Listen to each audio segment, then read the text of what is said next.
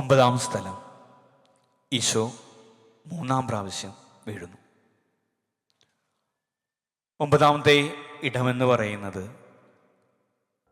Jerusalem കയ്യപ്പാസിൻ്റെ അരമന മുറ്റം.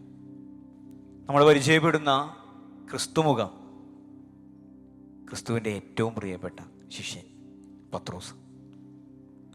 ഈ പത്രോസിനെയാണ് നമ്മൾ പരിചയപ്പെടുന്നത്. കയ്യപ്പാസിൻ്റെ, അതായത് വിധി നിർണയിക്കുന്ന മഹാപുരോഹിതനായ കയ്യപ്പാസിൻ്റെ അരമുനമുറ്റത്തിൽ രാത്രി പത്രോസ് 3 തവണ വീഴുന്നുണ്ട്. അത് നമ്മൾ ഒത്തിരി ധ്യാനിച്ചിട്ടുള്ളതാണ്. വിധി നിർണയിക്കാനായിട്ട് ഈശോയെ കൊണ്ടുപോകുമ്പോൾ എനിക്ക് ഏറ്റവും ഇഷ്ടപ്പെട്ട ശിഷ്യനുമാണ്, ശിഷ്യനെ ഏറ്റവും ഇഷ്ടപ്പെട്ട ഗുരുവുമാണ്. ആ ഗുരുവിനെ രഹസ്യമായിട്ട് പിന്തുടരുന്ന പത്രോസിനെ നമ്മൾ കാണുന്നുണ്ട്.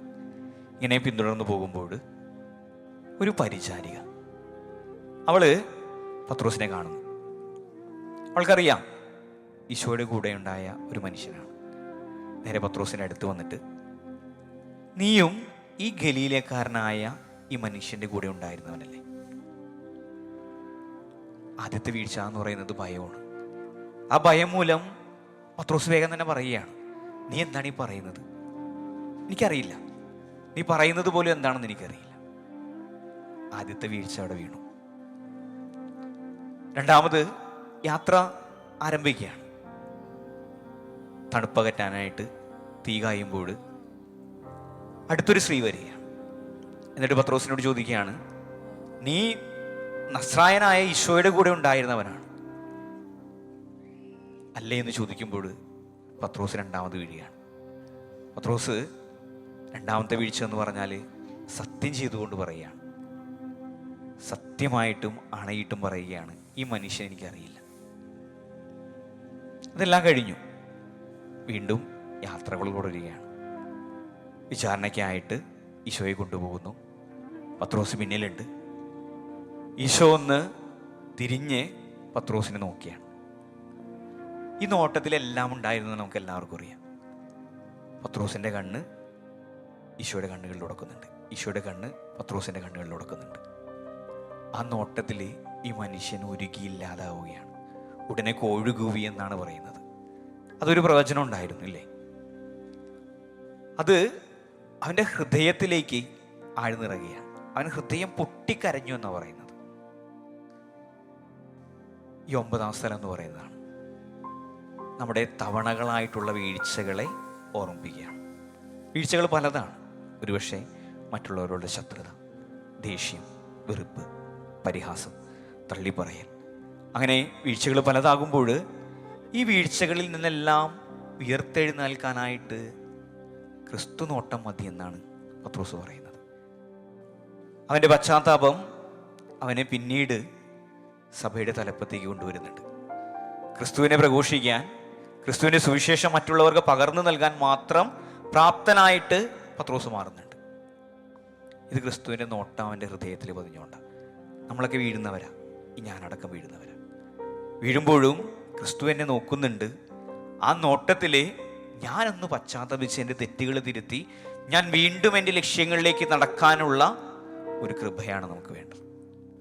ആ കൃപ നമ്മിലേക്ക് വരട്ടെ എന്ന് നമുക്ക് ആത്മാർത്ഥമായിട്ട് പ്രാർത്ഥിക്കാം.